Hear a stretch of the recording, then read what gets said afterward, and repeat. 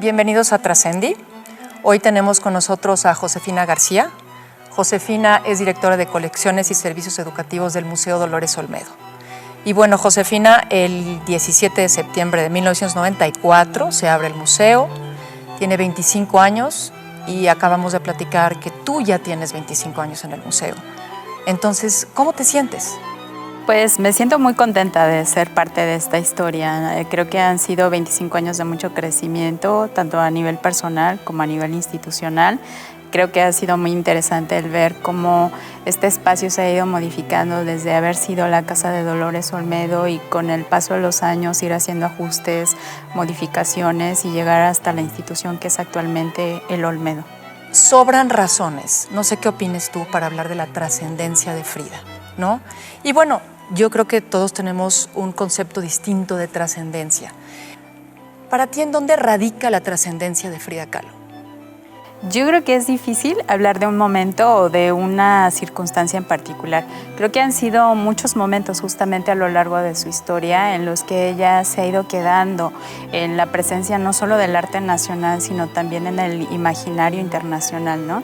Si tú buscas referencias acerca de la vida de ella y de cómo se ha vinculado con otras instituciones o empresas sin proponérselo, y digo empresas porque hablamos incluso de movimientos sociales que la han asumido como bandera, ¿no? Tú buscas, por ejemplo, en algún momento el movimiento chicano, la tomó ella como bandera, los movimientos feministas, y yo creo que esta manera de trascender de ella tiene que ver un poco con el personaje, con su vida, con su obra, que es atemporal. Yo creo que ese es uno de los valores más grandes de la obra de Frida Kahlo, que no la puedes encasillar dentro de una corriente artística como ha pasado con tantos otros artistas, porque al ser una obra prácticamente biográfica, pues no tiene un tiempo, ¿no? El ser humano se identifica con otro ser humano, con las experiencias, el amor, el dolor, la pasión, lo que sea, en cualquier momento del que estés hablando, porque estos sentimientos pues existen desde que el hombre existe. Entonces yo creo que eso es lo que le ha permitido a Frida como personaje y a su obra permanecer durante tantos años pues en el mundo del arte y bajo la mirada y bajo la atención y el aprecio del público. ¿Qué hizo Frida? Una especie de diario íntimo de su vida a través del arte, sublimó su dolor, convirtió su vida en arte, plasmó su autobiografía. ¿Tú qué opinas? En principio, habrá que recordar que tuvo este accidente el 17 de septiembre de 1925 y yéndonos un poquito atrás, originalmente Frida quería estudiar medicina. Ella quería ser médico y pues esa era la idea que tenía en mente, y cuando viene el accidente, pues todo su mundo y todo lo que ella visualizaba hacia el futuro pues se transforma, ¿no? Tiene que permanecer postrada en su cama durante meses, semanas, pues sin poder moverse.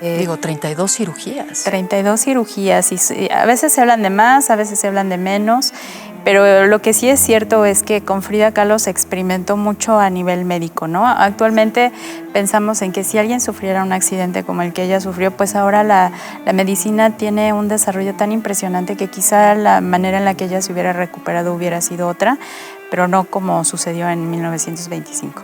Entonces se ve obligada a pasar estas largas temporadas en la cama y te decía, su vida y su mundo se transforma porque entonces empieza a pintar por distracción, como un hobby, gracias a que la mamá le lleva un estuche de pintura que era propiedad de su papá, le manda a poner un dosel en la cama con un espejo donde ella se veía todo el tiempo para que se autorretratara, y Frida decía que era lo más pues cruel que le pudieron haber hecho, porque el estarse mirando todo el tiempo en el espejo era enfrentarse todo el tiempo a esta realidad, ¿no?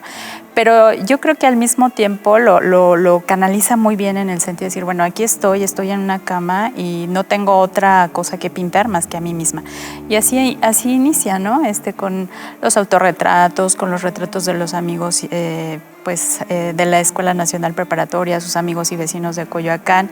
Y esto que empieza siendo un hobby, pues ella se da cuenta de que se puede convertir en una profesión cuando ella se puede levantar de la cama, puede salir a la calle y decide ir al edificio de la Secretaría de Educación Pública y buscar a Diego Rivera, a quien ya había conocido, digamos, un poco a la distancia en la Escuela Nacional Preparatoria. y le lleva algunos de estos cuadros y le dice, ¿no? Hey, Diego, baja del andamio y ven a ver mis cuadros. Y le pide justamente que vea los cuadros y que le diga si cree que tiene o no buenas posibilidades de llegar a ser una buena pintora. Y entonces Diego los ve, digamos que se compromete a ser un poco el maestro, el mentor, empieza a visitarla en la casa de Coyoacán y pues ahí viene una relación de ellos como amigos, maestro-alumna y finalmente un matrimonio, ¿no? Lo interesante es cómo esa influencia de Diego Rivera pasa a Frida Kahlo a través de este arte. Las primeras obras que Frida Kahlo produce ya estando casada con Diego Rivera, vemos que hay una tímida influencia de la Escuela Mexicana de Pintura, que Frida tampoco va a aceptar porque se va a seguir por su propio camino y ahí es donde viene justamente esta parte que tú mencionas, ¿no? Donde hay un propósito de si se autoconstruye, de si dice, pues en esto voy a pintar un diario de mi vida, voy a exponer mi dolor. Yo creo que en muchos sentidos fue una manera de canalizar o somatizar, de liberar todo este sentimiento y pues los malestares físicos, ¿no? Que continuamente la aquejaban. Seguramente en su momento no se propuso o no dijo, ay, voy a pintar 80,000 autorretratos porque es lo que le va a gustar al mundo y voy a fascinar a la comunidad internacional con mis autorretratos. Yo creo que no. Pero lo que sí creo es que Frida construyó esa imagen que es tan reconocida a nivel internacional. No fue fortuita. Frida creo que reconocía todas las carencias que tenía, pero también reconoció todas las potencias que tenía. ¿Cuáles eran esas carencias? Pues tenía una pierna más delgada que la otra porque había padecido de una poliomielitis a la edad de 6 años, había sufrido este accidente, entonces tampoco podía tener una vida tan activa como ella hubiera querido. Le gustaba ser femenina, pero quizás al mismo tiempo reconocía que todas esas características físicas no le ayudaban. Y entonces, ¿cómo se va transformando? Pues asume esta indumentaria de tehuana, se peina los cabellos como las indígenas mexicanas. Bueno, no necesariamente necesitas ser indígena para trenzarte el cabello y hacerte una corona de trenzas, pero retoma justamente esta manera de peinarse las indígenas, adorna sus cabellos con listones, con flores. Y yo siempre digo que Frida construye esta imagen casi de una princesa azteca. No sé si coincidas conmigo, sí. Porque no soy una princesa europea, aun cuando tenía su sangre europea, claro, ¿no? Pero creo toda esta imagen a mi alrededor, me siento de tal manera cuando me están fotografiando, dirijo la mirada hacia un sitio, casi siempre posaba en las fotografías y de hecho se autorretrataba de 3/4 de perfil, pocas veces de frente y creo que nunca de perfil. Y entonces va construyendo ella misma esa imagen, que también es muy posada y enseñada desde su padre. Sabía cómo posar porque el papá les decía, a ver, colóquense aquí, quiero a fulanito enfrente, ustedes en medio, los otros atrás, párate hacia la derecha, pon la mano de tal manera, porque el padre tenía un estudio de fotografía. Y entonces, pues ahí es donde Frida yo creo que tiene estos primeros encuentros y estas primeras enseñanzas de cómo situarse frente a una cámara, pero sobre todo cómo situarse frente a su espejo para reproducir esa imagen en una pintura, ¿no? En su caballete. Entonces, yo creo que sí hay cosas que pueden ser fortuitas, pero hay otras que ella misma se encargó de ir construyendo con el paso de los años. Y hoy tenemos a este personaje que es tan fascinante para muchos. Pienso entonces en la etapa en la que viven en Estados Unidos, 4 años, ¿no? Cuando Diego Rivera ya era famoso y empieza a pintar en San Francisco y pinta en Detroit, etc. Entonces, pasan no nada más por San Francisco, Nueva York, Detroit, Filadelfia, Boston. ¿Tú qué crees o de qué forma crees que influyó la vida en Estados Unidos, pero de la Frida mujer? Y por otra parte, decían que visitaba muchas galerías y muchos museos. Y bueno, además era una persona que conocía gente y que empieza a tener más experiencia y empieza a codearse con muchas más personas. ¿Crees que fue significativa su estancia en Estados Unidos? Yo creo que sí, porque indiscutiblemente viajar te amplía los horizontes, ¿no? No es lo mismo que estés en México, que estés dentro del ambiente que ya conoces, un ambiente de familia, de amigos que te arropan, que te cobijan, que te acompañan, y que de pronto llegas a un país donde hay un lenguaje diferente, una manera de relacionarse diferente, porque se relaciona con muchos artistas, gracias a Diego Rivera, aquellos artistas que le acompañaban para pintar sus murales, los aprendices, ¿no? de la pintura pintura mural que dejó Diego Rivera en Estados Unidos y las esposas de estos hombres. Entonces, hay un primer acercamiento, digamos, al mundo intelectual norteamericano, pero también hay otra parte de la sociedad muy interesante. Conoce a los Rockefeller, conoce a los Ford, participa de estas reuniones sociales, sale con muchas de estas señoras a caminar por las calles de Nueva York, de San Francisco, en Detroit. Entonces, creo que sí hay un cambio en su visión de las cosas, se relaciona con muchos galeristas. De hecho, Frida hizo muchas exposiciones en Estados Unidos que a veces no tenemos en la mente. Siempre se habla de aquella primera y gran exposición de su obra en la Galería de Lola Álvarez Bravo un año antes de haber fallecido y la de París, pero poco hablamos de las exposiciones que presentó en Estados Unidos en varias galerías. Tú mencionabas al inicio la Galería Julien Levy y que presentaron varias exposiciones de ella, pero hubo otras exposiciones con obras no solo de ella, sino exposiciones colectivas, en donde de pronto participó con una o dos obras y a veces no las tenemos tanto en la mente, ¿no? Entonces creo que sí, y justamente en la época en la que ella se divorcia de Diego Rivera en 1939, es cuando puedes identificar que verdaderamente hizo un mar de relaciones públicas con todas estas personas en Estados Unidos, porque incluso realiza viajes sola a Estados Unidos, lleva obra, pinta allá, se relaciona con médicos, obviamente, por cuestiones de salud. Ahí es donde... Tiene un gran amigo médico, ¿no? Exacto, el doctor Leo Loesser. Se convierte en su médico y luego en su gran amigo y coleccionista también de obras de Frida que después donó a la universidad, pero justamente yo creo que sí se convirtió en una mujer que supo separar la relación de matrimonio con Diego Rivera y no siempre estar supeditada a él, sino hacer sus propias relaciones públicas y sus relaciones personales. Y yo creo que a nivel decías tú, si como mujer creció, yo creo que sí, indiscutiblemente tienes que crecer, porque no solo es la parte artística, no solo es la mujer que está negociando, no solo es la enferma que va a visitar a su doctor. Son las experiencias de vida. Exacto, ¿no? Y eso, quieras que no, buenas y malas, pues te van transformando y te van convirtiendo en el personaje que vas a ser al paso de los años. Por supuesto. Yo no creo en fechas fijas. Es un poco lo que tú estás diciendo, ¿no? O sea, las cosas van sucediendo y van cambiando, pero se mencionan dos momentos. Un poco que empieza a adquirir su propio estilo, que además tampoco pienso que haya sido el estilo de Diego, ¿no? En 1929, cuando pinta su segundo autorretrato, y en 34, cuando ya tiene mucha más amplitud de horizontes y relaciones artísticas. ¿Tú consideras que hay un momento en particular? Ya hablaste un poquito de eso, pero ¿consideras que hay algún momento en el que Frida rompe? Es muy difícil decir, aquí está el parteaguas Diego y el parteaguas Frida, o se encontró la influencia de tal o cual artista y entonces su pintura se transforma. Es muy complicado, no lo notas, porque yo creo que hay una cosa que sí era común a Diego Rivera y es un poco como este rescate de los temas y los colores mexicanos, pero desde su perspectiva. No en una apología de lo mexicano como se vive con la pintura mural y la Escuela Mexicana de Pintura, pero sí en cosas quizá a veces hasta más sutiles, que necesitas indagar un poco, leer acerca de la obra o de la vida de ella para decir, ay, mira, aquí está este elemento que está vinculado con la tradición religiosa prehispánica, o aquí está este elemento que tiene que ver con el culto a tal deidad prehispánica. Si lo buscas, lo vas a encontrar ahí. Si no, puedes observar una obra y decir, mira, qué maravilla, pintó tal o cual cosa, y nos concentramos más en el personaje que en esos detalles. No es fácil identificarlo. Yo te podría decir que la influencia de Diego Rivera se nota muy particularmente en los cuadros de 1929, que es cuando se casan.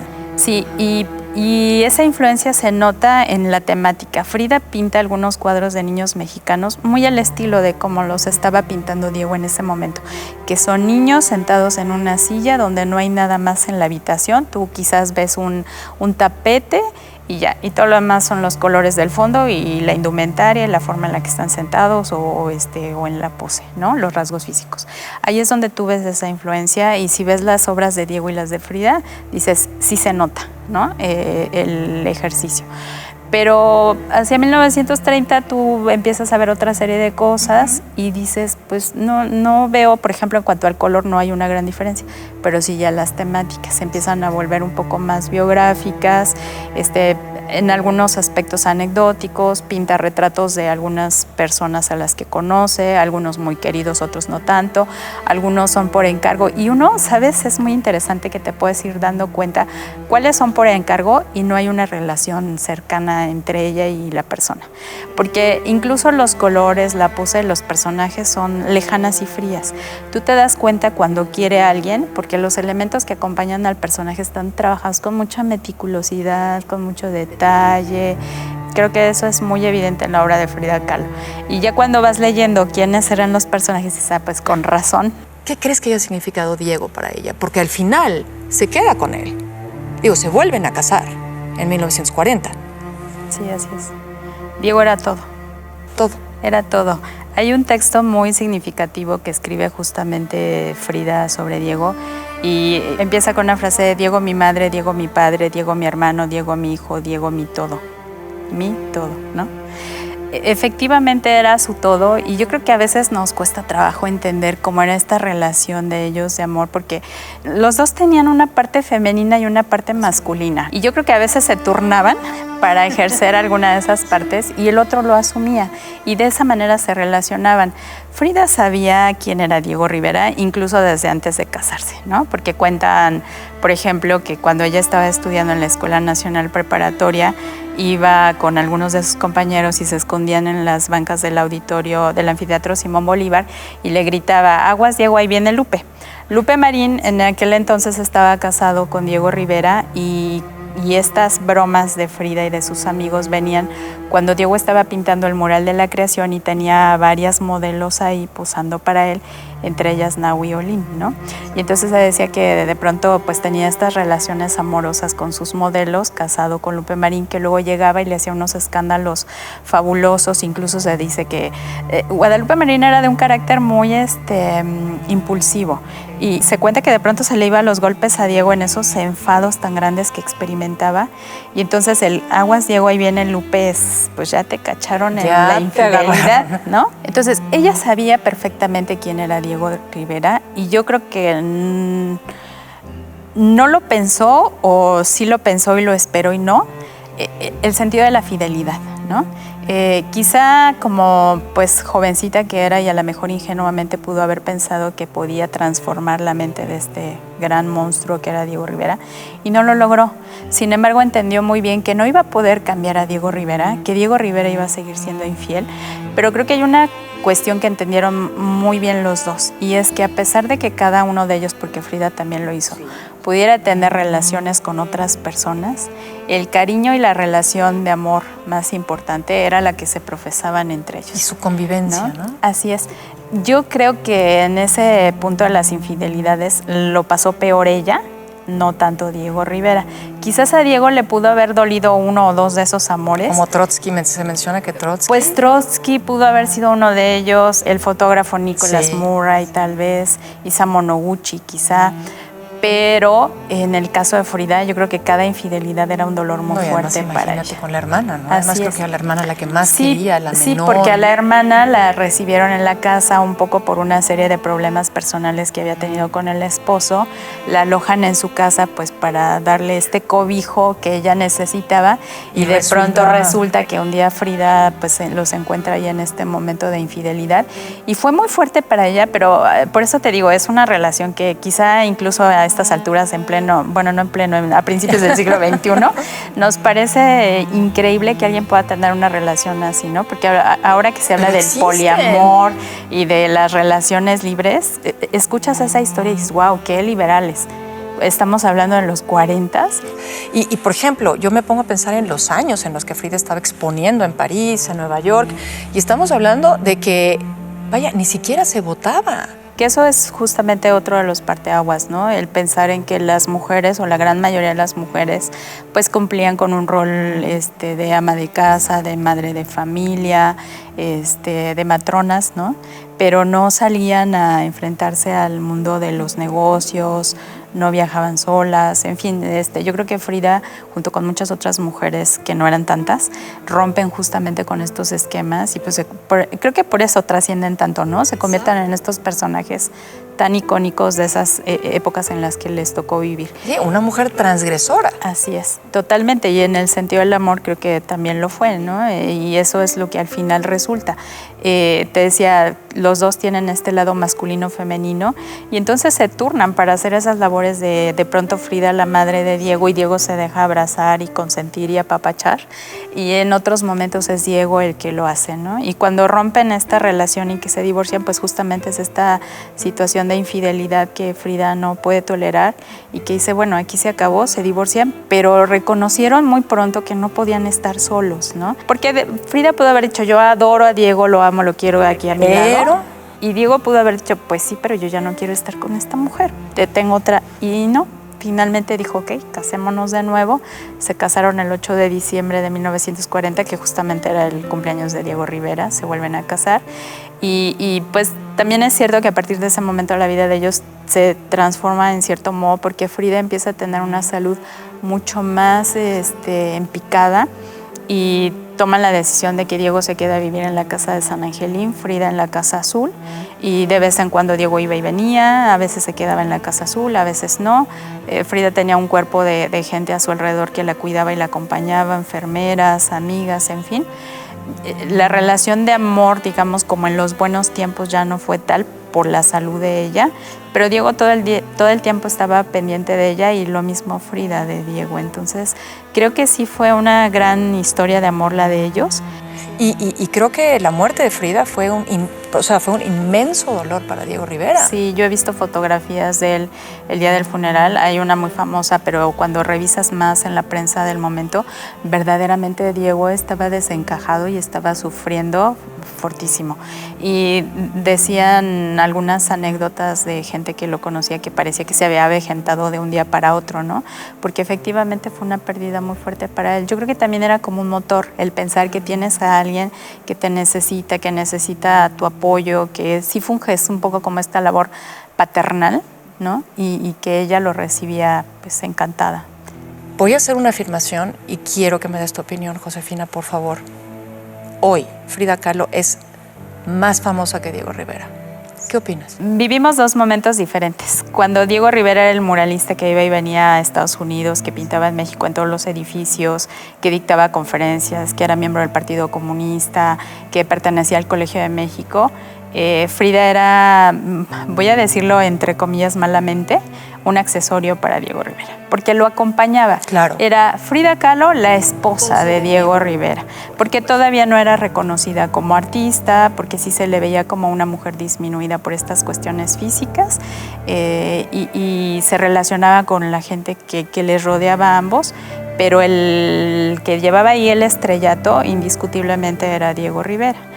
Diego, con el paso de los años, se fue quedando encasillado justamente en este periodo como muralista, ¿no? De la Escuela Mexicana de Pintura y como uno de los tres grandes muralistas junto con David Alfaro Siqueiros y José Clemente Orozco. Y entonces ahí lo dejamos. Y volvemos un poco a lo que hablábamos al principio, ¿no? Frida no tiene un tiempo, ha trascendido las barreras del tiempo. Y entonces hoy, si tú buscas en Corea, en Japón, en Alemania, en Italia, seguramente la gente va a reconocer muchísimo más fácil si tú dices Frida Kahlo que si dices Diego Rivera, ¿no? Seguramente de inmediato, aunque la gente no sepa mucho qué de su historia o qué de su pintura, el nombre Frida Kahlo ya es reconocido por sí mismo.